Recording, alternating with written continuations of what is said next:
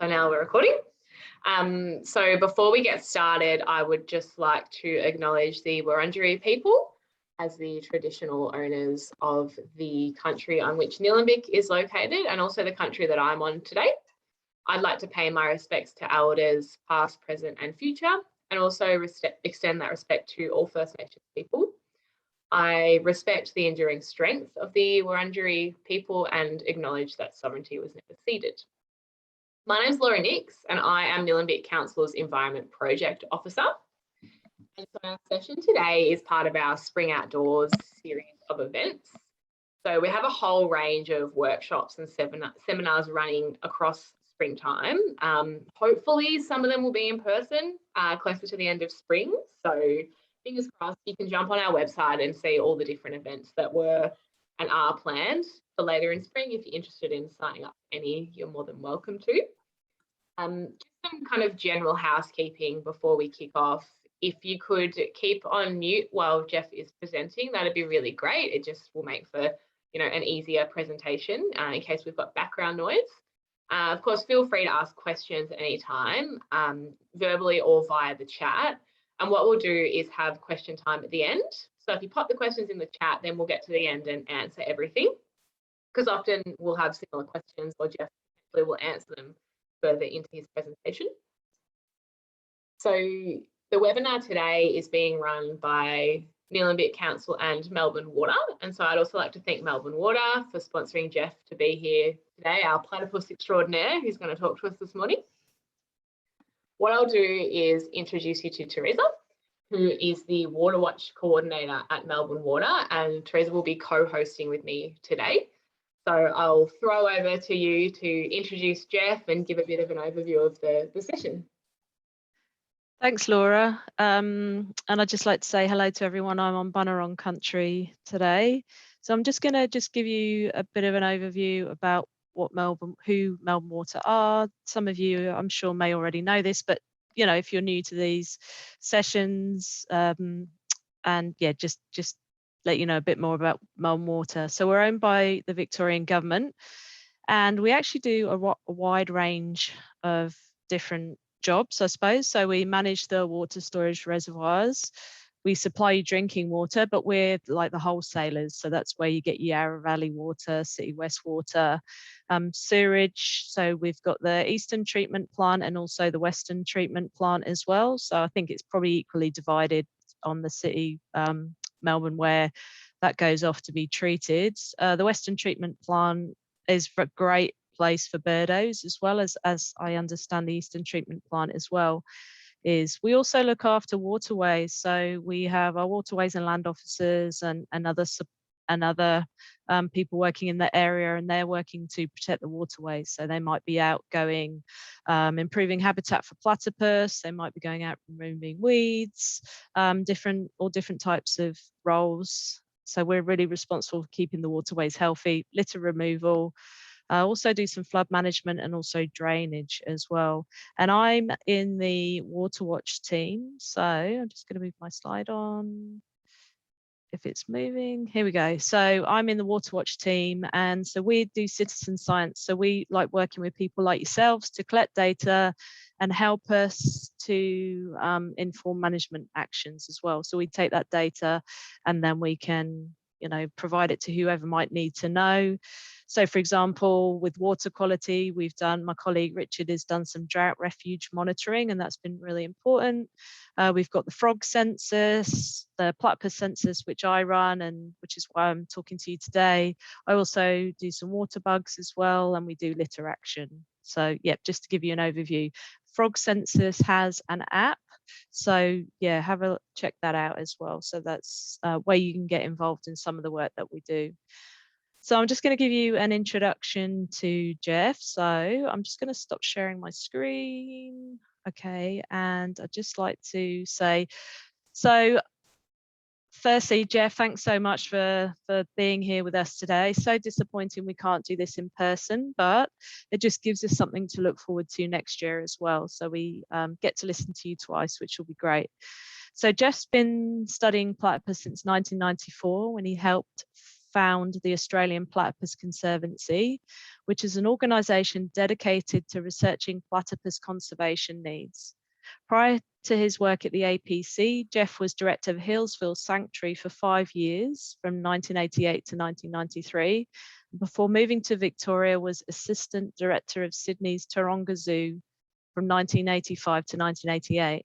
So Geoff has presented numerous public talks on platypus at venues throughout Australia, including various universities, the National Museum in Canberra and the Melbourne Museum, on behalf of Australian Geographic. So we're very lucky to have him with us today, and I'll hand over to you, Geoff. Thanks, Teresa. Welcome all. I'm very much pleased to be here. What I do now is just share screen. So if you'll just bear with me a minute while we get the actual talk going. And I'll also turn off my video so that we'll save a bit on bandwidth. All right, I'll just have to give it a second to just kick into start mode. What I'll be doing this morning is talking about what makes the platypus such a special animal. I'll be talking about some of the problems it faces in the wild, and particularly focusing on how it's doing in Nillumbik Shire in particular, and also basically then talking about how people can get involved in monitoring platypus. As was said earlier, there'll be plenty of time at the end for questions. Now, when Europeans first came to Australia, there were many animals that they'd never seen before, and the platypus was the one that perhaps puzzled the most as to what sort of animal it was. By comparison, the Aboriginal people already knew much about this particular species, and they had a very good explanation for how the animal had come about. According to the Dreamtime legend, there was once a very lonely but very randy water rat. And one day he saw a female duck wandering past, and he forced his attentions upon her. And as a result of that dastardly dalliance, the platypus was the offspring. So a fairly good logical explanation as to how the animal came about. By comparison, it took Europeans a long time to find out exactly what was happening with this species. And eventually, after about the best part of almost 100 years, it was finally found that this animal is a mammal that reproduces by laying eggs. Now, you can see the eggs in a jar at the museum there. That's somebody's thumb on the bottom of the jar, so you can get an idea of size. The eggs themselves are about 1.5 centimetres in diameter. They are not hard like a bird's egg. They're quite soft, quite bendy, and very similar to reptile eggs. The female platypus normally lays 1 or 2, just very occasionally 3. They don't have a pouch, which is sometimes something you'll see referred to incorrectly. What they do is they curl up their tail and hold the eggs between their tail and their stomach until the eggs hatch out after a period of 10 to 11 days.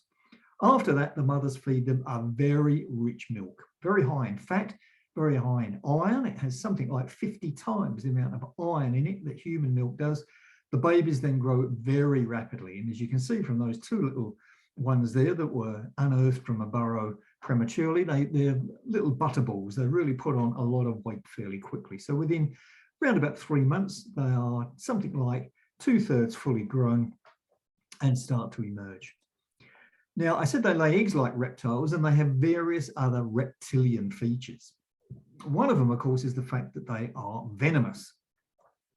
Now, it's only the males that have the venom, and it's produced through the spurs on each of the hind ankles, as you can see in the top.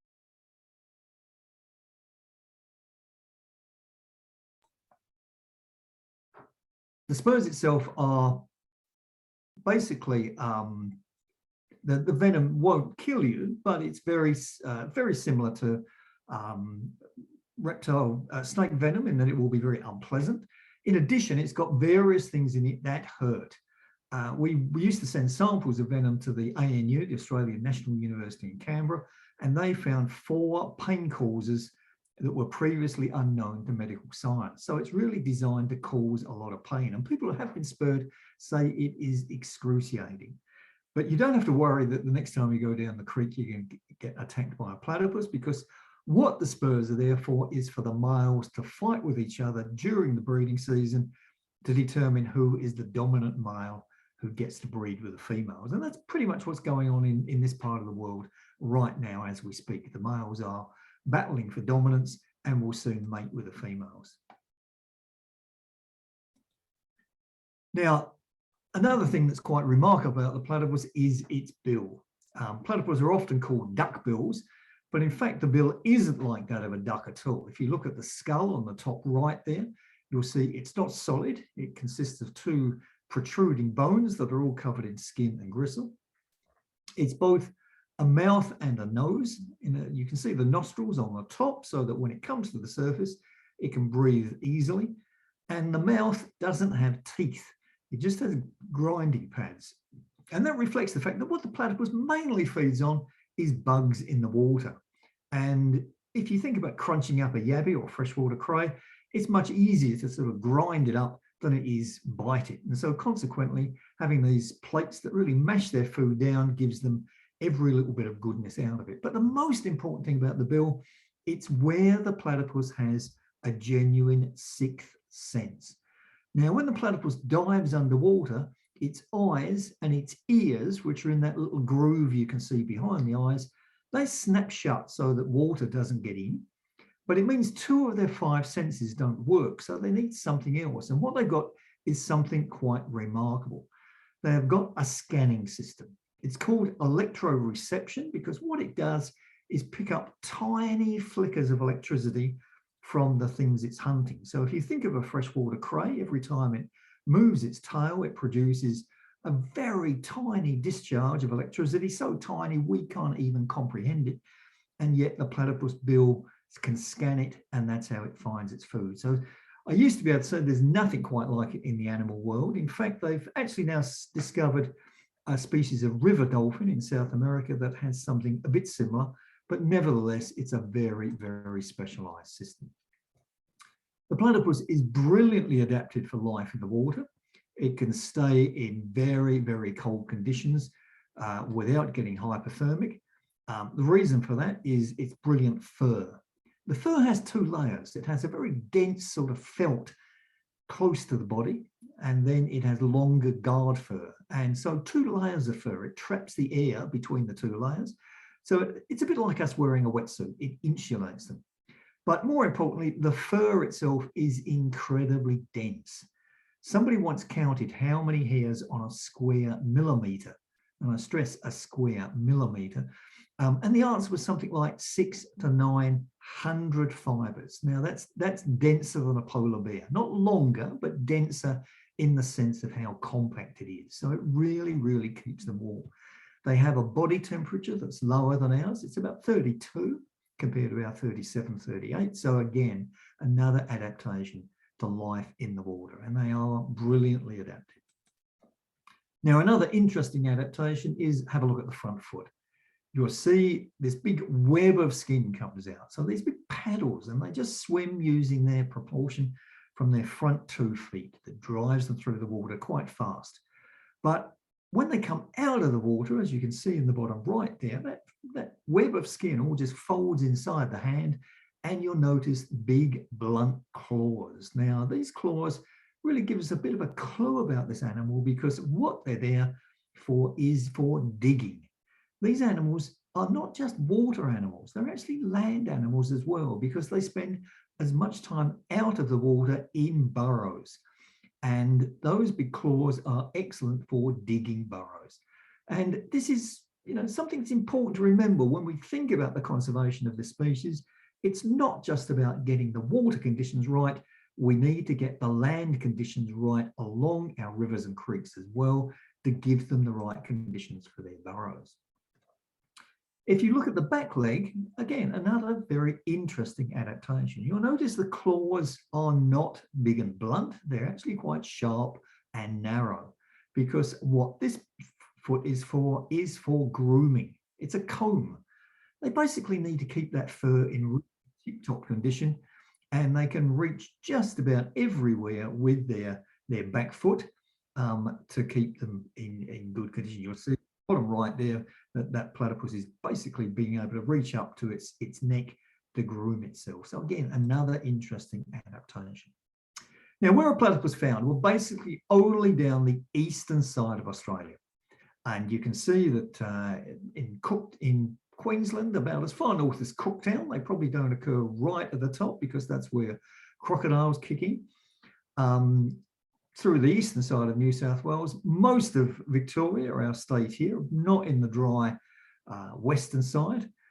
Tasmania, still luckily we've got platypus right throughout Tasmania, pretty much, and then a small introduced population on Kangaroo Island. Now, what sort of places they occur? Well, I guess if you stopped a lot of people in the street in Eltham this morning and said, where does a platypus occur? A lot of people would say, well, you know, it's such a special animal, and oh, it's shy and it's sensitive, so they don't live near here at all. And if you said to them, well, where would you find a platypus? They probably describe something like the one in the top left there. So a fairly big river flowing through fairly good forests and a nice clear water and everything else. And of course, you would get platypus there. But you can also get them in a range of creeks like the one in the top right there. You can get them in a range of still water conditions, various pools, reservoirs, farm dams, and so on, such as the one on the bottom right or bottom left. And surprisingly, you can find platypus even in quite urbanized creeks like the one in the bottom right there. Now, I don't want to suggest you get platypus equally in these places. I mean, you will get many, many more platypus per kilometre in the pristine conditions on the top left than you will in the urban creek in the bottom right. But the point I really want to make is platypus do not live way off there, off in the bush, a long way from people. Platypus live close to human settlement. Millions of Australians live within a few kilometres of platypus. And that is certainly true of the Shire of Nillumbik, where basically virtually every resident of the Shire lives in close proximity to platypus. And that really puts, I think, an obligation on us to both do the right thing to look after this animal and to avoid doing the things that cause problems. Now, what sort of things do platypus eat? Well, basically, you can see from that long list on the left there, they eat a wide range of things. They're a generalist. They can eat, they take advantage of whatever is in season, as it were, at the time. But most of their food is made up of bugs of various sorts, and particularly caddisfly larvae, mayfly larvae, dragonfly larvae, things up to about the size of yabbies or freshwater crays. Their big limitation, of course, is they don't have teeth, as I said earlier. So it does limit the bigger things they can take, but they can take fish under certain circumstances, as you'll see from that picture there. But of course, they can't bite them. They basically have to sort of gum them to death. But they are a good generalist. The main thing about them, though, is that this is an animal that is swimming around burning up a lot of energy in cold water conditions. And consequently, they need a lot of food, a lot of calories to keep in balance. And platypus basically needs about 20% of its body mass every 24 hours to stay in good conditions. And if you think of that in terms of most of it being made up of bugs in the water, they typically need to find about a kilo of bugs, up to a kilo of bugs at certain times, particularly when the females are lactating and need extra food. So that's a lot of food it needs to find in terms of the context of those sorts of things. What it means is two things. You do not get herds of platypus. Basically, if you had lots and lots of platypus in one place, they would eat themselves out of house and home. So this is a species that is designed to occur at relatively low densities. So if we take Diamond Creek here in Nillumbik, typically you will only expect to find 2 or 3 resident platypus per kilometre, and that's the way they work. The other thing about them is that they will have quite long home ranges. You can't expect to find that amount of food in one place night after night after night. So they have to move up and down. And again, often the males in particular will have very long home ranges. Some of the males who live in, who occur in Diamond Creek will sometimes be found way across the other side of the Yarra in Mullamullum Creek. And so consequently, they sometimes have home ranges 6-7 kilometres, moving up and down, taking advantage of where the best food is. The females tend to have smaller home ranges. Now, in terms of what sort of animal this is, they're fairly long-lived for their size. They can live over 25 years, but that's exceptional. It's a bit like saying, you know, humans live to more than 100. Typically, the average lifespan is about 7. The females live a bit longer, probably 10 to 12. The males are shorter lived. As I said earlier, they can have they can lay up to 3 eggs. It would be rare for the females to successfully raise more than 1 or 2 babies successfully at the most, and they probably don't produce every year. It depends on the conditions, but over their lifespan, a female can produce quite a lot of young. There is no evidence at all that reproduction in the wild is a problem, and in fact, probably in most circumstances, most populations, there will be a surplus of juveniles if it's a stable conditions. Now, how's the platypus doing? Well, unfortunately, the answer is not as good as you would hope. The most recent action plan for Australian mammals that was compiled by a CSIRO expert panel in 2012 classified the platypus as near threatened, and that's the classification that has now been adopted by the World Conservation Union on its red list. In Victoria, it was earlier this year classified as vulnerable, which is 1 notch up. It's 1 notch, you know, saying that the animal is even more trouble. And this reflects the fact that the platypus has declined in many places, and the causes of those declines are still continuing in some places. So it's an alarm bell. It's really saying, look, this is an animal that we really have to start paying more attention to and really taking more action to help. So what are the sort of problems? Well, I guess we're probably all aware that we've made a bit of a mess of our rivers and creeks over the last 200 years or so. We've cleared a lot of the native vegetation along our riverbanks, and as a consequence, we've got things like that top picture there on the left, severe erosion in some places, which if you're a platypus, clearly that's not going to be the sort of place you're going to want to put your burrows. Erosion in turn leads to sediment going into the water. That's not good from a platypus point of view when you get build-ups of silt and sediment, because that tends not to be so good for bugs, and less bugs, less platypus. You've still got a lot of unsatisfactory management of our riverbanks, and so you can see on the bottom left there a picture that's far too familiar. People still allowing their stock down to the water, both trampling the banks and causing more erosion, and then causing pollution in the water itself. And of course, we've got a whole range of introduced weeds, both in the water itself and along our riverbanks, things like willows, that have reduced the quality of the habitat for platypus. In addition, of course, many of our rivers, in fact, probably the majority of our rivers in Eastern Australia, have been changed in various ways by human intervention. So obviously the most clear cut is the building of dams, which have changed the natural flows along our river systems. We've altered the natural drainage, particularly in our urban areas. So you've got a lot of areas like the one shown on the top right there, where it's not going to be a very good place for platypus to use. And of course, our biggest problem as a nation is the fact that we still are over-harvesting our water resources dramatically. And so in many of our big river systems, you get pictures like this one on the bottom there, where rivers dry up into pools, and basically it then becomes very difficult for platypus. They've lost a lot of feeding habitat, but more importantly, they also have to travel from overland between pool to pool, which makes them very vulnerable. So predators in particular. Now, coming on to predators, prior to European settlement, there probably were not that many natural predators of platypus. There are records of platypus being taken by birds of prey. Things like sea eagles and goshawks are known to take platypus. And even things occasionally like big Murray cod, when there were huge Murray cod around, occasionally they were caught, and when they were slit open, there was a platypus inside them. And but probably in the scheme of things, that level of predation did not have impact on populations.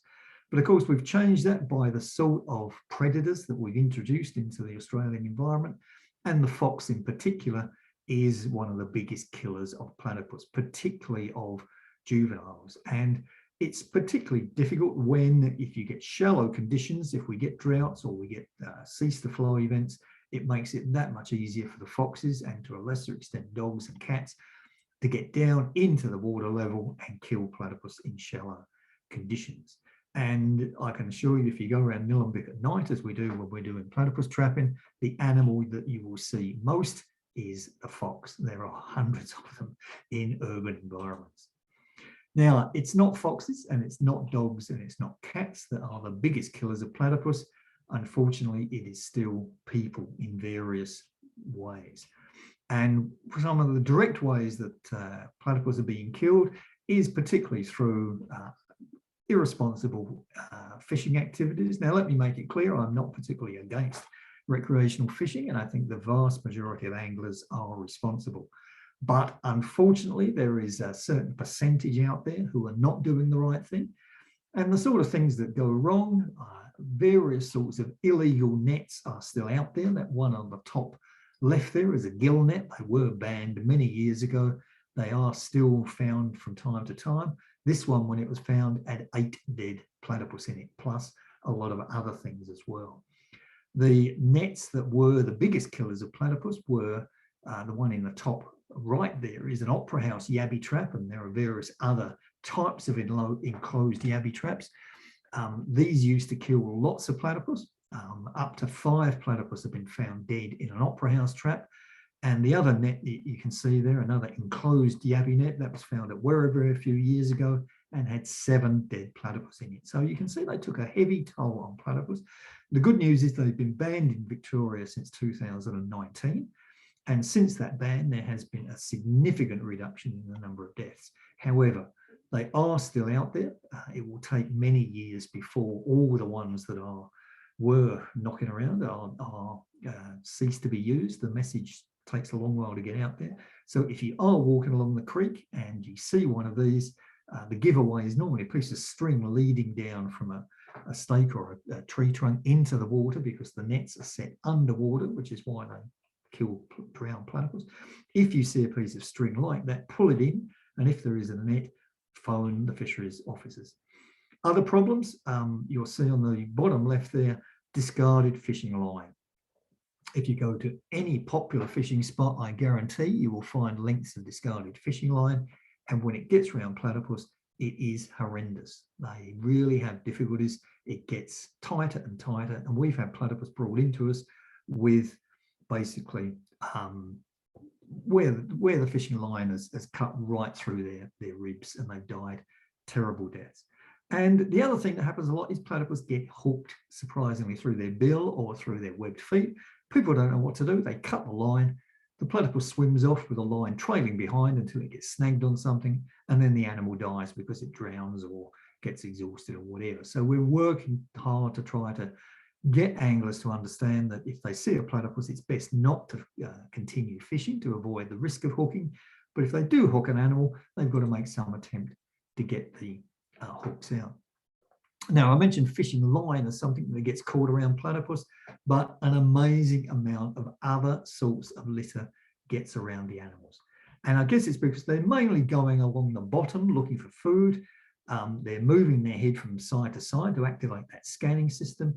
And if there is any litter at all, there is a tendency for it to go over the streamlined head shape. And that particularly applies to any plastic loops of various descriptions. You can see the one on the top left there, where it's just a plastic ring of some sort that killed that particular platypus. The one on the bottom left, the good news is that was a child's plastic bracelet. That particular platypus wasn't dead. The vet was able to sew that one back up. But the other one that's an emerging problem is the number of platypus that get elasticated hair ties around them. You can see somebody holding 3 hair ties there. They were found around that poor little platypus on the top right there. She was a juvenile that had only been out and about for about 3 weeks. And in those 3 weeks, she picked up 3 of those hair ties. And you can see the horrendous injuries that it caused. Basically, the animal was close to death when it was found and had to be euthanized. So again, we've got to try to work on this litter problem. Now, how bad is it? And well, in fact, it's quite alarming in some ways. This is some figures we looked at from the effect of the number of platypus that were had litter around them during our platypus surveys that we did for Melbourne Water. These are the percentages of animals in the population that had litter around them at some point. And you can see the 2 in the middle there are the ones that are probably most familiar to people today. Diamond Creek had a figure of 30% of the animals had litter around them at some stage. And the Lower Plenty, the next river over in the Yarra system, had an even higher figure. Something like 40% of the animals had litter around them at some stage. Now, I stress they weren't all necessarily fatal. You can see that platypus on the bottom left there is one from Diamond Creek. That was an elastic band that probably would have fallen off or broken at some stage without causing long-term injury. But the one on the bottom right there is one that had a loop of fishing line around it and obviously was fatal. How bad is the problem? Well, unfortunately, it's still bad. These are some photos we took along Diamond Creek a few months ago, and you can see just about everything imaginable is getting into the water. And right next to the riverbank there on one of the walking trails, right in the middle, you can see our old friends, the elasticated hair ties. When you start looking for them, they are everywhere. So we really have got to start getting on top of this problem. Before I move on to monitoring platypus, let me just put in a plug for this guy, because we also have this along the rivers in Nillumbik, and this is the Australian water rat, or sometimes, or now becoming increasingly known by one of its Aboriginal names, Rakaley. And we say to people, look, don't even think of it as a rat. This is Australia's equivalent of the otter, because on every other continent, the otter is the dominant aquatic carnivore. And this is what this animal is on the Australian systems. And it's got many of the features of an otter. If you look at the bottom right there, fabulous set of whiskers. On the top right there, you'll see little web feet, again, between the toes, like an otter has. Swims a bit like the otter. And then the bottom right, bottom left there, have a look at the tail. Not only has this animal got fabulous fur, but the tail is quite conical shaped. It's not a strappy, ratty sort of tail. It's conical like an otter tail, because it serves the same purpose. It stores body fat, serves as a bit of a rudder. And you'll notice the white tip to the tail. This is the real identifying point of this animal. So this is what really tells us this is not any other type of rat in Australia. Now let's get back to platypus and how we monitor the platypus. How do we know how platypus populations are doing? Because this is becoming a real key issue. Now that the platypus is really drifting into this category of near threatened, we really need to find out how populations are doing in good time so that we can try to address the problems. Now, typically the way we've worked in the past is to do live trapping surveys. And over the years, we've done hundreds of nights of live trapping surveys, both in the Melbourne area and in other parts of Australia. And live trapping gives you your best information about populations, because it will tell you the number. You will get a good sample of how many animals are in the area. You will be able to tell how many females, males, how many adults, juveniles, and so on. You'll be able to tell by inspecting the animals what sort of condition they are in, and so on. Unfortunately, though, it's a very time-consuming process. I won't go into it now, except to say that you work 24 hours non-stop, basically. It requires specialised equipment, and it requires experienced staff who are basically working in accordance with ethics committee approvals and research permits. And of course, there are various health and safety issues in handling an animal that is venomous. So it's not something anybody can wander off the street and do. And it basically the most successful netting technique that you can see there, those traps there are designed to be safe for catching platypus and effective for catching platypus, but they really only work in shallow conditions. They're not very effective for measuring numbers. So for example, if we wanted to do trapping sessions along the Yarra, that is very difficult, whereas they're fine for Diamond Creek. So there are limitations.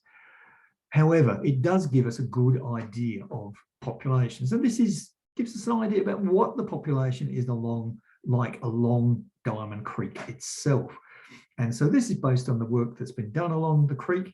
And on the left-hand side, starting Antoinette Boulevard, not very far from the Yarra, working its way up as far as Allendale Road, sort of halfway between Eltham and Diamond Creek Township. You can see that the majority of the captures, what we call CPUE, which is a number of platypus we catch per night of traffic. You can see that the majority of the population, those two sites on the left, Antoinette Boulevard, Main Road, are where the majority of the platypus are found along Diamond Creek. And that's what you would expect. It reflects what I said earlier. A lot of these animals will have large home ranges, and they will go out into the Yarra to feed as well. So they're not just a Diamond Creek population. You really have to see the Diamond Creek population as an extension, as a sort of sub-branch of the Yarra population as a whole. And the better the Yarra population is doing, the more animals will push up Diamond Creek. And that's really what we've been seeing over the last few years. This survey area here goes as far as Allendale Road, but there is certainly a lot of evidence now that platypus are starting to occur farther up Diamond Creek again into the Diamond Creek Township area. Now, why do we know that? Well, part of that is because we also collect information about sightings, and I can't stress enough that the sightings, if you see a platypus at any time, are of great value into helping us understand how things are going. And so always ensure that they're reported.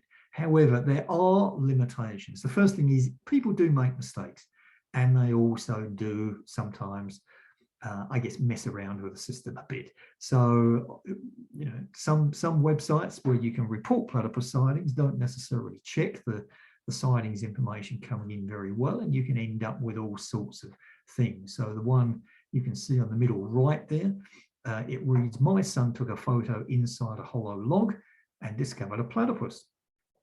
Well, of course he did, because he put his toy platypus inside a hollow log and took a photo of it. And unfortunately, that's ended up as a platypus record in a quite important place. So there does need to be scrutiny of records to ensure we're getting accurate information.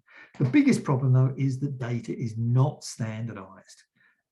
In other words, it's impossible to tell when somebody sends a report in, have they seen platypus one time through one time of looking, or have they seen platypus once from 500 times of looking, because there's a big difference. And of course, you tend to see more platypus in urban areas. And so consequently, it's a reflection of how many people are looking compared to areas where there may be more platypus, but less people to see them. So the system needs to be standardized in some way, but it's nevertheless very important. This shows the number of platypus sightings that have been in various parts of Diamond Creek over the last 20 years or so.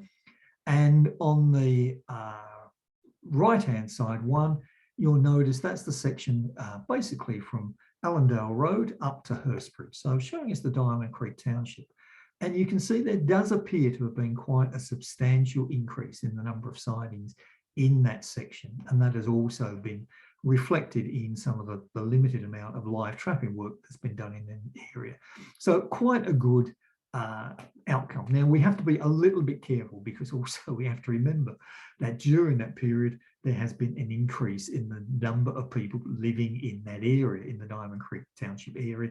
And what I said earlier, that means more people potentially to see the platypus and report them. But nevertheless, I think the general indications are that Diamond Creek, we still have an important platypus population there that we really need to be working hard to take care of. Now, what other things could we use? Well, people say, can we use camera technology? Can we put trail cameras out? The answer up until now has been a fairly negative one. It used to be found that cameras that get triggered by movement, the platypus and the rachele floated too low in the water to trigger the cameras. And so the only time we got photos was like in the one on the top there, where the platypus had come out to groom and triggered a camera while it climbed up onto a log. However, we're now doing some tests. We're working with a trial project in a guy in Tasmania who is using time-lapse photography, which seems to be quite promising. And you can see one of the photos there on the bottom where quite clearly platypus is showing up. And so this will potentially revolutionize our ability to see platypus. The other technology you might have heard of is eDNA, or environmental DNA. And if you don't know what that is, it's very similar to what you see in the police crime shows. You look for a tiny amount of platypus DNA in water samples, and it is very useful in providing information on presence absence. You can take many, many more water samples in the time that you can do live trapping. You can do it in, you're much limited by weather conditions and so on. So you can collect a lot of information. Unfortunately, at the moment, it won't necessarily do much more than tell you, is there a platypus there or not? It may not necessarily even tell you that, because you can get negatives depending on how quickly the eDNA is degraded for various reasons. And so, as you'll see on the bottom left there, during 2016 surveys along Diamond Creek, only 1 site in 5 registered eDNA, whereas all the evidence from sightings and trapping showed a very different story. But nevertheless, it's an emerging and important technology. It's getting better all the time, and I think it will ultimately get to the stage where it will enable us to monitor.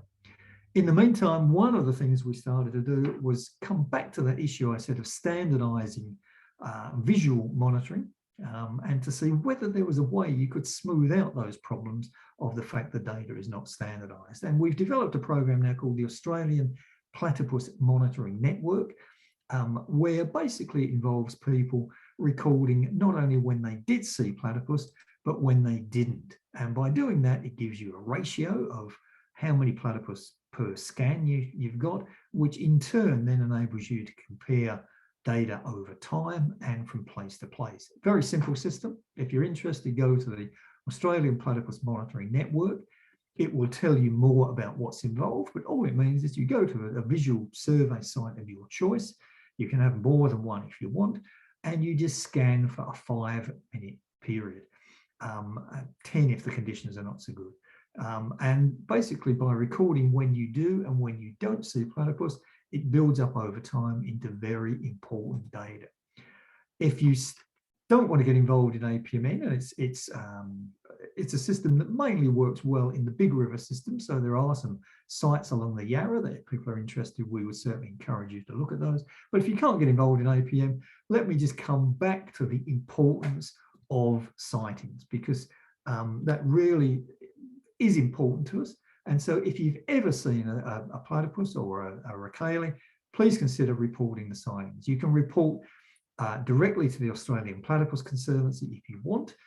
You just go to our website, and it's a very simple reporting form. All the data that we collect, however, ultimately goes to the Atlas of Living Australia, which was established in 2010 by the Commonwealth Government to try and create a central database for all fauna and flora records in Australia, to bring together all the various state and territory databases, the museum databases, all the various citizen science ones. We very strongly support the principle behind Atlas of Living Australia, and we think it's a pity that not every sightings collection system subscribes to supporting that. But if you want to, you can go direct to the Atlas of Living Australia yourself and report via the iNaturalist reporting system. So that's a bit more complicated than reporting directly to the Conservancy. And the other advantage of going to the Conservancy is we try to vet all sightings reports. So if there's ones that's a bit outside the ordinary, we try to just go back to the person, just check what they saw, and try to make certain that all the records that ultimately get entered are reliable. Okay, now I've nattered on a fair bit at that point. So what I'm going to do now is basically stop sharing, and we'll see what questions came up through the chat system and any others that people want to. If we don't have time to answer everybody's questions, if there's anything outstanding at the end, let me just reiterate or emphasise that you can always get in touch with the Australian Platypus Conservancy. And if the information isn't there already on our website, we'll be quite happy to give any advice or extra assistance about platypus if we can. So having said all that, I'll hand over to Teresa, who I think has been in charge of keeping track of what's come up on chat, and see what questions, if anybody wants to ask. Thanks, Geoff. That was really interesting. I think every time I hear you talk, I always learn something new. So thank you. One of the questions from Amy is, how long is the gestation period before the eggs are laid and incubated? Terrific. Okay, well, just to go into a bit more about that, now is the time when mating, we think, is starting to occur. There's certainly in the last few weeks been plenty of evidence of the males starting to fight. Once a male has become dominant, he will mate with several females in his territory, we think. Now, they have quite an elaborate courting process. It's quite charming in some ways. They spend a lot of time, firstly, doing synchronized diving so that they sort of get in sync with each other, and then they do little patterns where they swim around each other, and then they finally each one grasps the other's tail in its bill, and they swim around in circles for a while until they actually then do the mating, which probably isn't quite as gentle and romantic. It's fairly frantic as it takes place in the water. About 21, so that will be starting to occur now, and we've already seen people saying they've started to see what they think is actual mating behaviour. There is normally then about a 21-day period when the eggs are developing. And so by about mid-October, we think what has happened is by mid-October in this part of the world, the females will probably have built a new burrow. They will have dug a new nesting burrow, so they've got a nice fresh start. They will have built a nest. They will have collected leaf and grass materials, mainly using their tail. Their tail is quite prehensile. It's very good at picking up bundles of leaves and taking them back to the burrow and building a nest. And then by about mid-October, they go into the nest to actually incubate the eggs. Now, that takes about 10 to 11 days. And during that period, they tend not to come out. They perhaps might come out once or twice to defecate and whatever, but basically they're in there for 10 or 11 days till the eggs hatch. And so it will be towards typically about the end of October in this part of the world. And then for the next few months, they will go out and feed, and then they will basically be feeding the young this very rich milk. And in this part of the world, the juveniles start to come out in about the end of January, early February.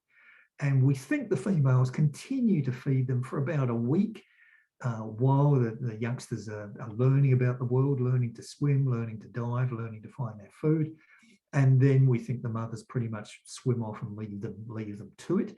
And then the juveniles have about a 2 or 3 month period to really sort themselves out. And then when it gets to about late April, early May, basically it's like us kicking our teenage kids out to, when they start to eat us out of house and home, exactly the same thing, that the adults don't particularly want the juveniles there competing for food. So come that period, the late autumn, early winter, the juveniles typically have to go off and find territories for their own. And they sometimes travel long distances. We've had animals that have travelled the best part of 50 kilometres or more up and down the Yarra looking for somewhere to live. A lot of them don't make it at that point in time. In a surplus stable population, probably only about 1 in 5 make it to adulthood. But the positive aspect of that is that if numbers do drop after a flood or a drought or whatever, those surplus animals that normally wouldn't survive then can fill the gaps fairly quickly, and populations build up again. So that's the typical sort of breeding cycle of the platypus. Thanks, Geoff. Next question is, how big is the Racale and how far away from water might they be found? Okay, yep. Racale are quite big. A big adult Racale is about the same size as a small female platypus. So the adult Racale males can get up to about 1.5 kilos, a really big one. More likely they'd be in the order of about 1 kilo. And that's about the size typically that female adult platypus are as well. So they're big by rodent standards, and that's why it's very easy for people to mistake them for platypus, because they are the same size and fundamentally they're the same colour in the water. The Ricale does come in a lot of different colour variations, and particularly have that really golden colour, some of them. But when they're in the water, they pretty much look brown, exactly the same as a platypus does. So it's easy to mistake them. The big difference, of course, is Ricale come out on land much more, and they can travel quite long distances. They can sometimes be found 2 or 3 kilometres away from water. I was standing on Richmond Station not that long ago, and there was one under platform 7 at Richmond Station, so quite a long way from the Yarra. But they do ultimately, we don't know why, there does seem to be a limit. They do seem to have to have water for some part of their lifestyle. So they but certainly they can go several kilometres, can travel quite long distances when they want to. Very well adapted for life on land as well as water, whereas platypus tend not to come out on land very often. A bit more in Tasmania, but on the mainland rarely. So again, if conditions are, it's getting a bit dark and you're not quite certain what you're seeing, if you suddenly see an animal go up on the riverbank or climb out on a log or on a rock, much more likely to be a Ricalian than a platypus. Cool, thank you, Geoff. And then Laura, you asked, didn't you? Would love to know if anyone here has spotted one in the Limbic or elsewhere.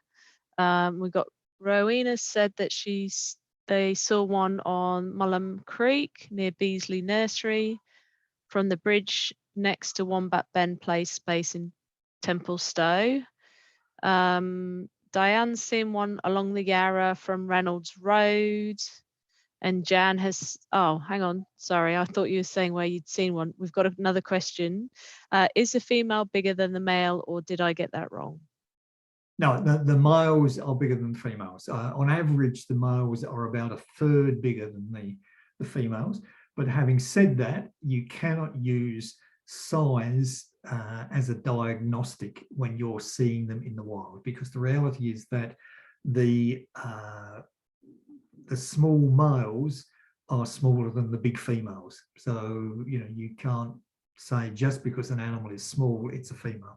It's also similar that you can't actually say that because you see a small animal, it's necessarily a juvenile. We once, some females are really small. We once had one we were studying, I think it was in the Barwon River, and we saw her several times during live trapping surveys over several years, and she never ever was bigger than about 660 grams. In other words, she was tiny. Whereas juveniles are often, even when they first come out of the burrow, can sometimes much more than that. So consequently, you can't use size. When you see an animal in the water, you can't say that this is a male or a female simply on size. You can't even say for certain this is an adult or a juvenile based on size. Cool, thanks, Geoff. Is it possible to educate the farmers and housing developers about the consequences of animal agriculture and land clearing in the platypus habitat? Oh yeah, look, I think huge progress has been made. Look, I mean, when the Platypus Conservancy was founded 30 years ago, the situation was depressing in many places, and huge progress has been made. Look, I mean, in the Melbourne area, I mean, Melbourne Border and the various councils and so on have done a huge job in improving waterways, and I think that's obvious in many places. And also the issues of water quality have been addressed significantly. And I think we are gradually, I stress, getting on top of things like litter and so on. Long way to go, but I mean, compared to when we first started 30 years ago, I would have said there probably is not quite as much litter around as there used to be. So all sorts of progress has been made in the urban areas. In the rural areas, look, a lot of excellent work has been done by Landcare and by catchment management authorities to address some of the problems of the past. A lot of the infestations of introduced species like willows have been removed and replaced by native trees, which has been a positive for platypus. A lot of the problems of farmers allowing stock access has been addressed by many hundreds of kilometres have been fenced off, and people are starting to water their stock in off off-river watering ways without letting their cattle and sheep come down and trample the water. So huge progress has been made. Having said that, we've still got huge areas to address. But I honestly think from a platypus point of view, I think we probably have turned the corner on a lot of those issues. The really outstanding issue now to address is simply the one, I think, of flows along our rivers is the key one in so many areas. And the big worry, of course, is that could get worse if climate change predictions prove correct. Because, I mean, obviously, one of the big climate change predictions is that we will get drier conditions in many places. And so a lot of our smaller river systems are going to be put under immense pressure. And also the other unknown is whether the sort of things that can knock platypus populations back in the short term, things like droughts, things like floods, which sometimes, you know, knock a small percentage of the platypus population back, even bushfires that can knock a small percentage of the platypus population back for a while. Normally platypus recover quite easily from those sort of things. But it does take them several years. I mean, you know, so if you take bushfires, for example, I mean, you know, they can reduce numbers a bit, but within a few years, all the evidence suggests that numbers come back to what they previously were. But if all those sorts of problems become more frequent and the time gaps between them become reduced, then that bounce back time starts to be interfered with. So it's one of the crucial issues. But no, I think in general terms, many more people in agricultural areas are much more cognizant of platypus being around and the sort of issues that are there. And I would be reasonably optimistic about the fact that we're improving platypus habitat in many places. Thank you. Jan is saying, all my recent sightings have been after the rain when the water was really flowing fast. Do platypus really like that? Yeah, I think so to a certain extent. Look, I mean, I think, look, I mean, what platypus really struggle with probably more than anything else is low flow conditions. I mean, platypus, at the end of the day, to a platypus, water is everything, you know, so consequently the things that put them under most pressure are droughts, because that reduces both the volume of habitat for them. There's just less water there for them to feed in, and it, as I said earlier, exposes them to all sorts of additional risks of predation and things like that. When water is flowing well, it, you know, I think from a platypus point of view is terrific. It probably stirs up a lot more of the, you know, stuff on the bottom, the food on the bottom they can feed on is probably more accessible to them.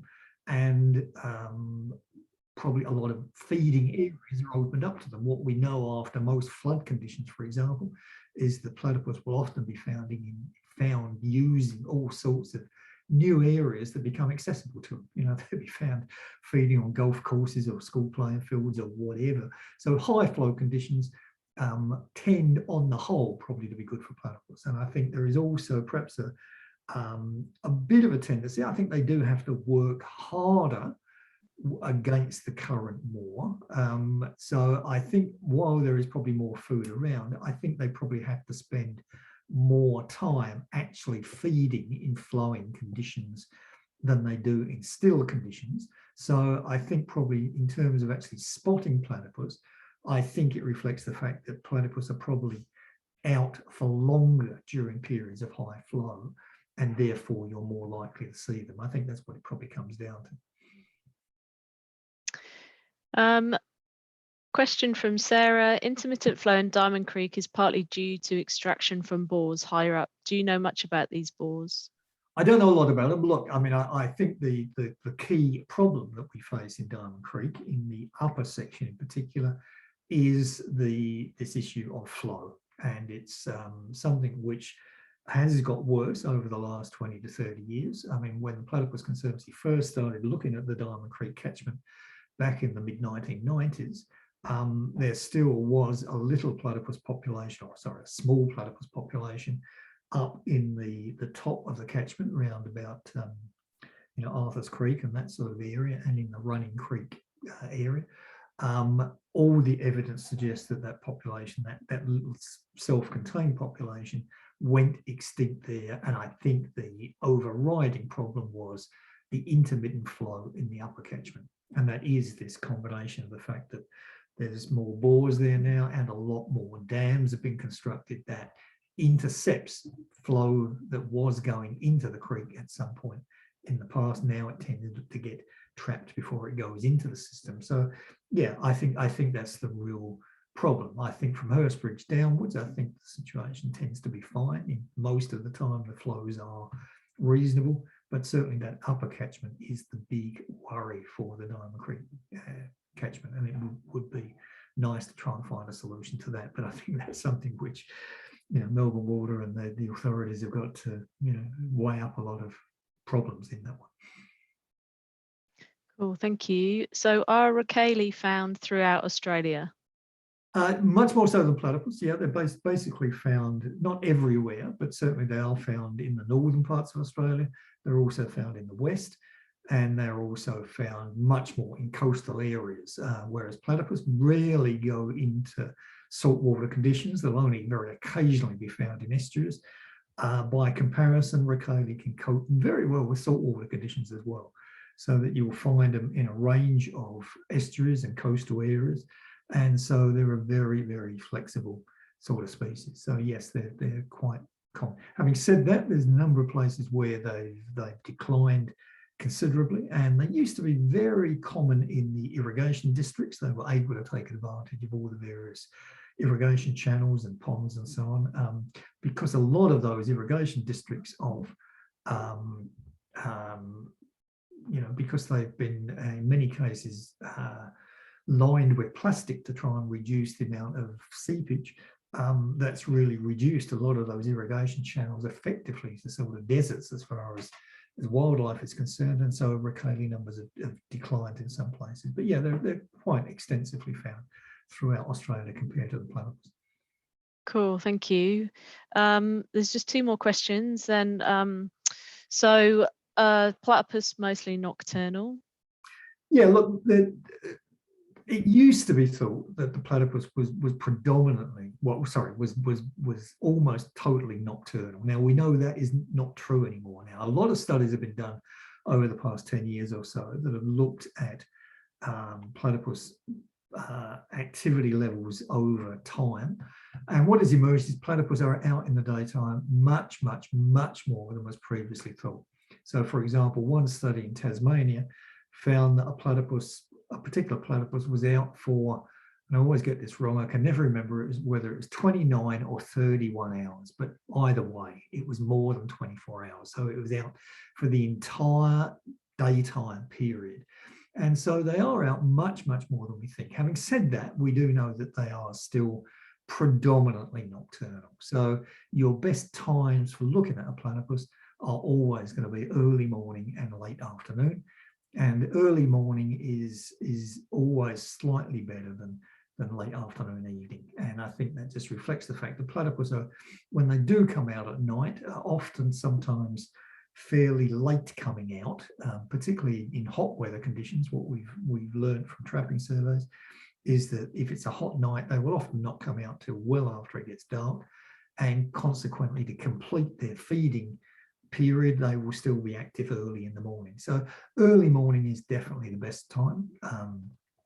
Late afternoon, evening is the next best, but they can be out at any day. I mean, even in the Yarra at Templestowe, what our platypus monitoring network data shows us is that even at the worst time of the year, you have got a 6% chance of seeing platypus of the day. So I mean, you think 6% is not a lot, but it's not insignificant either, and that's the middle of the day. So consequently, yes, it's always worth having a look for platypus at any time. But if you do want to make a specific effort, go early morning or late afternoon. And just while we're on the, so if you haven't seen a platypus in the wild and you want to have a try, certainly try at Lower Templestowe, which is not very far from Nillumbik. I mean, on the bridge there at Odyssey, the bridge at Finns Reserve going over to Odyssey House, people see them there all the time. I had a sighting came in this morning. Somebody saw 2 platypus there yesterday afternoon at about 3 o'clock in the afternoon. You know, so I mean, it is the place to try if you haven't seen a platypus before. And I think because everybody, almost everybody there knows you can see a platypus. If you need a bit of a help, almost anybody will give you a bit of a hint. But if you want more hints on spotting platypus, if you go to the Australian Platypus Monitoring Network site, there is a whole section on there on spotting hints, and we would suggest have a look at that first and then give it a try. But anywhere on the Yarra, certainly where Diamond Creek comes in and meets the Yarra down at Eltham Lower Park, the little viewing platform there again is a good spot to try, and likewise the footbridge it's a bit further downstream. Again, you know, people see them from there. So certainly try the Yarra first. Bit more difficult in a smaller creek like Diamond Creek, but people do see them. But if you haven't seen one before, try the Yarra first. Great, thanks, Geoff. Just one last question. Do the big transmission towers running along the Yarra interfere with their electrolocation ability? No, look, I don't know. I can't tell you the technical answer why it doesn't. I mean, it needs somebody who's more into physics than I do. But the person who basically discovered platypus electro reception in the 1980s, Yuri Prosky, I once asked him his views on this, and he explained it to me in words of one syllable. Basically, the type of electricity that platypus scan for is totally different to the type of electricity you get running through big transmission systems. So no, there are all sorts of places where the platypus you know, go under transmission lines and whatever, and it doesn't have any impact whatsoever. No, it's a totally different type of thing. The way they scan electricity, it's got nothing to do with the type of electricity generated coming off of transmission lines and so on. But don't ask me to understand, you know, explain the physics of that, because I don't know. Great, thank you. Thanks, Geoff. Before I hand back to Laura, I'd just like to give a plug for a talk that I'm going to be doing next week on Wednesday.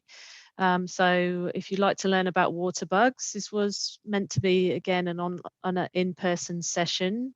But I'll be talking about water bugs, give you a basic introduction, and just explain what we do when we're monitoring water bugs as well. So if you want to come along to that, that would be great. So Laura's just posted the link in the chat. And yeah, I'll hand back over to you, Laura. Thank you. Thank you both for the presentation. It was really great, really interesting. There's a few links in the chat for people for some of the things that were mentioned, and the recording will also be available, so that will get sent around to everybody in a week or so once I do all the edits for it. I also mentioned in the chat, and I'll just mention it here as well, that if you have seen a platypus, would really encourage you to go and do a recording of it, because it's really important and lots of people have seen them around. So if you haven't done so, I would encourage you to do that. So thank you, everybody. Have a great afternoon, and yeah, hopefully you can get out and about and maybe see a platypus. Thank you. Thank you very much. That was really interesting. Thank you. Thanks, Is Geoff still there? Yes, yeah. Geoff, can I just ask you, please, this will take